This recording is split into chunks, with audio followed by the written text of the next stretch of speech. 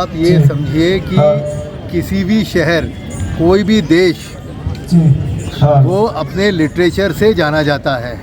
अगर आपके यहाँ का लिटरेचर स्ट्रॉन्ग है तो आपको जाना जाएगा, और आपका जो आने वाला फ्यूचर जनरेशन है वो भी इसी लिटरेचर से ही आगे बढ़ पाएगा। ऐसे में बुंदेलखंड लिटरेचर फेस्टिवल जैसी जो प्रोग्राम है ये बहुत ज़्यादा इम्पोर्टेंट है, और लोगों को आगे से आगे बढ़ के ऐसी चीज़ों में अटेंड करना चाहिए और अपने अंदर के व्यक्तित्व को निखारना चाहिए। क्योंकि इस तरीके की चीज़ों को जब आप अटेंड करते हैं, आप नाना तरीके के लोगों से मिलते हैं, उनकी बातों को सुनते हैं, एक से एक साहित्यकार आ रहे हैं, अपने अपने फील्ड में महारथी आ रहे हैं, तो इनसे जब आप इंटरेक्ट करेंगे, इनसे आप बातें करेंगे, इनकी चीज़ें सुनेंगे, तो आपका कहीं ना कहीं बौद्धिक स्तर बढ़ेगा, और बौद्धिक स्तर बढ़ेगा तो आप यहाँ आगे बढ़ेंगे। इसलिए लिटरेचर फेस्टिवल, आप देखिए जयपुर लिटरेचर फेस्टिवल, लोग 40-40 हज़ार रुपए की टिकट देके वहाँ जाते हैं,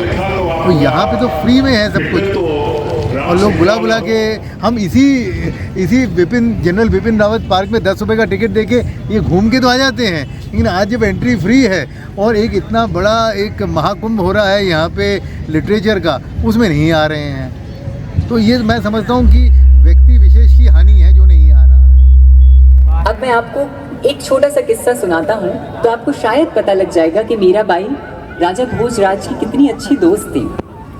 कि वेदना से भरे इस अखिल विश्व में जीव की चेतना का यही नाम है।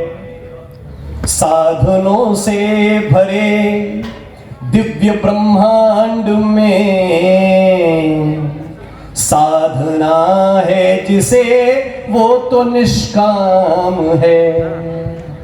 और जो बात आपने कही थी कि जन्म जीवन हो या मृत्यु हो मोक्ष हो, एक ही सत्य है जो कि अविराम है। एक सदैव चलता रहेगा, वो अविराम है।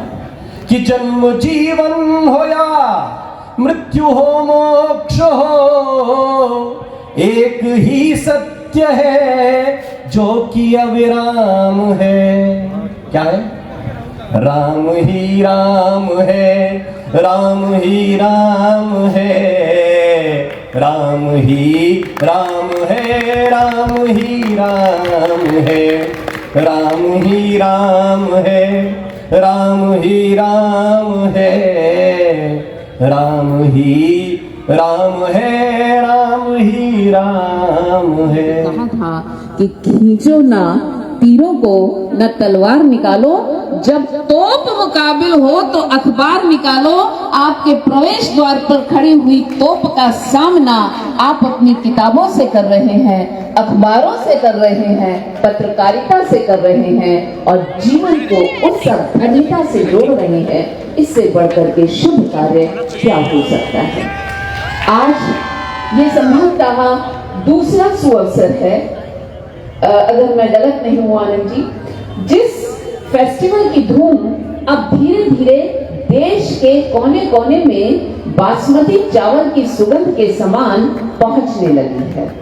ये युवा इस बात का एहसास दिला रहे हैं, भले से अभी बरगद नहीं बना, पर एक दिन ये युवा इस बुंदेलखंड की धरा को राष्ट्रकवि मैथिली शरण गुप्त और वृंदावन लाल वर्मा के किनारों में बहती हुई साहित्य के अनेक मोड़ों से अपने साहित्यिक पड़ावों को तय करके नई दिशा अवश्य देंगे।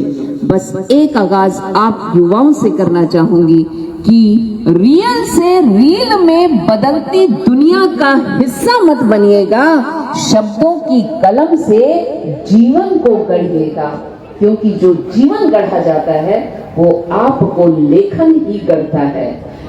तेजी से मोबाइल पर थिरकती उंगलियां आंखों को केवल सूचना देती है, लेकिन दिल पर छाप छोड़ने की प्रक्रिया साहित्य के लेखन से जुड़ी होती है।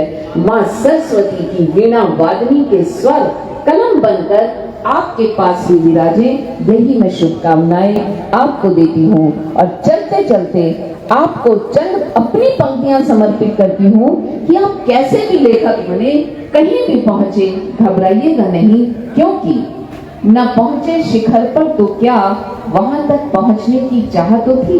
न पहुंचे शिखर पर तो क्या वहां तक पहुंचने की चाह तो थी। न बना सके राजमार्ग तो क्या पगडंडी पांव तले बने तो थी। है ये निशा जमीन पर मेरे ही, है ये निशा जमीन पर मेरे ही। दोस्त ये पहचान खुद में कुछ कम नहीं, दोस्त ये पहचान खुद में कुछ कम नहीं। प्रताप जी और आपकी टीम जो एक नए राजमार्ग का निर्माण करने के लिए अग्रसर है, आइए उनकी टीम का हम सब भी सहृदयता के साथ अंग बने और बुंदेलखंड को भारत की पहचान बनाने के प्रयास में योगदान दें, यही शुभकामनाएं हैं।